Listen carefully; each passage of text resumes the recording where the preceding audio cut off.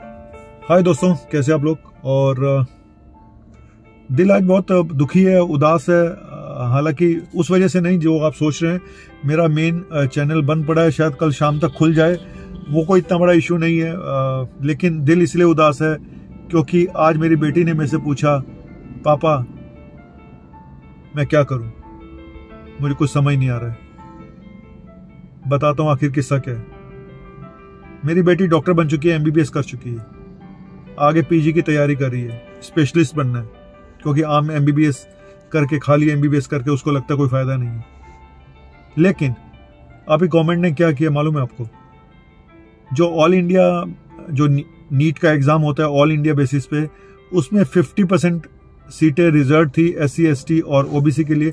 लेकिन अब उसमें भी जो स्पेशलिस्ट बनने के लिए भी 50% जो सीटें ओपन थी जनरल कैटेगरी के लिए, उसमें से 27% सीट्स रिजर्व कर दी गई हैं OBC के लिए और इकोनॉमिकली वीकर सेक्शन के लिए।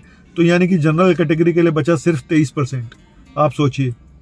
अभी कुछ बच्चों ने ट्विटर पे भी है, PMO को भी टैग किया, शशि थरूर को टैग किया कि देखिए हमारी 4th रैंक आई है पूरे इंडिया में और हम अपनी मनचाही ब्रांच भी नहीं ले सकते क्योंकि सारी ज्यादातर ब्रांच जहां पे 1 या 2 सीटें वो रिजर्व कोटे में डाल दी गई हैं। बताइए, इतने टैलेंटेड बच्चे जो जिनकी 3rd रैंक आ रही है, 6th रैंक आ रही है, 8th रैंक आ रही है, वो बच्चे क्या करें। मेरी बेटी ने पूछा, पापा क्या करूं बताओ, इंडिया से बाहर चली जाऊं? मैं कहा तुम्हारी इच्छा। अगर मेरी बेटी ये सवाल कर रही है तो बहुत सारे मेरे पास तो बहुत मैसेज आते हैं कि सर हम क्या करें, हम तो बर्बाद हो जाएंगे अगर हम यहाँ पे इतनी मेहनत करके, अगर पूरे इंडिया में हम 10 रैंक ला रहे हैं या 20 रैंक ला रहे हैं, तब भी हमें अपनी मनचाही ब्रांच, अपने मनचाही मेडिकल कॉलेज में नहीं मिलती।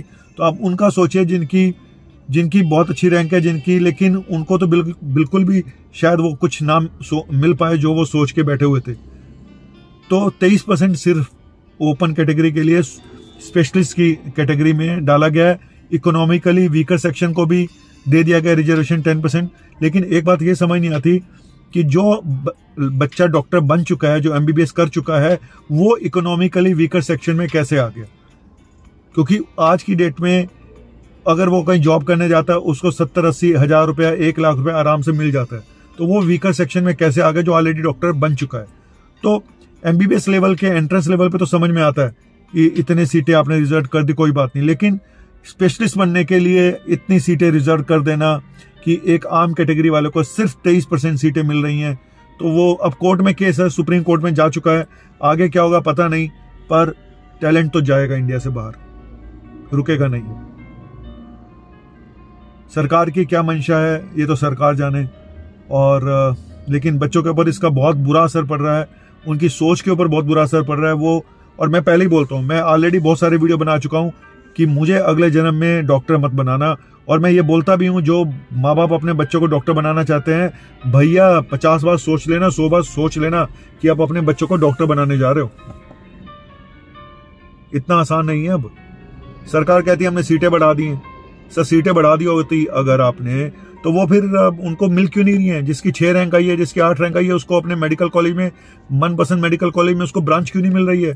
क्योंकि कुछ जगहों पे सीट है ही 1 या 2 और वो रिजर्व कोटे में चली गई। तो बहुत मुश्किल हो गया ये। अब एक जो पैसे वाला है वो मेडिकल कॉलेज में एडमिशन पैसा देकर ले लेता है, करोड़ों रुपए खर्च करके डिग्री ले लेता है, MBBS की, फिर MD की या पोस्ट ग्रेजुएशन की डिग्री भी मिल जाती है। पैसा खर्च करो।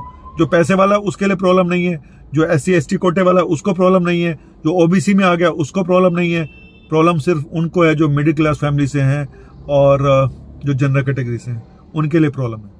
हालांकि सरकार ने 8 लाख रुपए जिनकी सालाना इनकम है उनको EWS कैटेगरी में डाल दिया है। तो ये भी बहुत बड़ा सवाल है कि 8 लाख की इनकम अगर है तो वो EWS में कैसे आ गया, वो गरीब कैसे हो गया जिसकी 8 लाख साल की इनकम है। वो इनकम तो दिखाई जाती है सिर्फ इनकम टैक्स में, अदरवाइज तो ज्यादा ही होगी इनकम। तो वो EWS कैटेगरी में कैसे आ गया पता नहीं। अब क्या सोच के डिसीजन लिया गया, मैं तो हेल्पलेस हूं, ना ही मैं इसके अगेंस्ट में बोल सकता हूं। मैं सिर्फ उनको बोलूंगा जो डॉक्टर बन रहे हैं भाई, और जो आगे बनना चाहते हैं, जिनके माँ बाप उनको डॉक्टर बनाना चाहते हैं, सोच लो भाई, सोच लो। मेरी बेटी को मैंने बहुत मना किया था कि डॉक्टर मत बन मत बन मत बन, लेकिन वो बन गई। अब वो बोलती कि हाँ पापा आप ठीक कहते थे। और अब वो अगर बाहर जाना चाहती है, इंडिया से बाहर पढ़ाई के लिए, और वहीं रहना चाहती है, तो मुझे लगता है शायद उसके लिए एक सही कदम होगा जो उसने सोचा है। क्योंकि बच्चे बहुत मायूस हो चुके हैं, वो इतना पढ़ पढ़ के फ्रस्ट्रेटेड हो चुके हैं, और फिर उसके बाद आगे फ्यूचर अंधकार में। और गवर्नमेंट मेडिकल कॉलेज में, स्टेट्स में इतनी टर्म्स कंडीशन रख दिए हैं, इतने बॉन्ड्स रख दिए हैं, आप सोच भी नहीं सकते। तो कुल मिला के चिंताजनक हालात हैं। जो अपने बच्चों को डॉक्टर बनाना चाहते हैं, जो ओपन कैटेगरी के हैं, तो भैया उनके लिए तो बहुत मुश्किल है। तो मैं भी इसीलिए मेरा मन भी बहुत निराश है कि क्या बोलूं मैं अपनी बेटी को। बस यही बोलता हूं कि मैंने तुझे मना किया था डॉक्टर बनने से, तू क्यों बनी है बता, मैं तो मना किया था ना। अब वो बोलती हाँ पापा आप ठीक बोलते थे। और मैं भी यही बोलूंगा, मुझे डॉक्टर मत बनाना भगवान, अगले जन्म में बनाना तो मुझे कहीं और बनाना, यहाँ नहीं, मुझे नहीं रहना यहाँ अगले जन्म में एज ए डॉक्टर। मेरे में बूता नहीं है। वैसे तो अगले जन्म का पता नहीं होता किसको क्या बनेगा, लेकिन जो मैं फिर बोलूंगा उन माँ बाप को जो अपने बच्चों को डॉक्टर बनाना चाहते हैं, भाई देख लो आप किस कैटेगरी में आ रहे हैं। अगर आप SC ST कोटे से हैं तो बहुत अच्छी बात है, आप OBC कोटे के हैं तो बहुत अच्छी बात है, आप गरीब कोटे के हैं तो बहुत अच्छी बात है। अगर आप मिडिल क्लास फैमिली से हैं और जनरल कैटेगरी के हैं तो 10 बार सोचना अपने बच्चों को डॉक्टर बनाने से पहले। फिर बोल रहा हूँ, चलो थैंक यू वेरी मच। और देश बना रहे, देश की यूनिटी बनी रहे, ये सबसे बड़ी चीज़ है। इस जातवाद के चक्कर में देश बर्बाद ना हो जाए, बस इतना ही कहना चाहता हूँ। और जय हिंद, आपका अपना डॉक्टर नवनीत काका। बाय।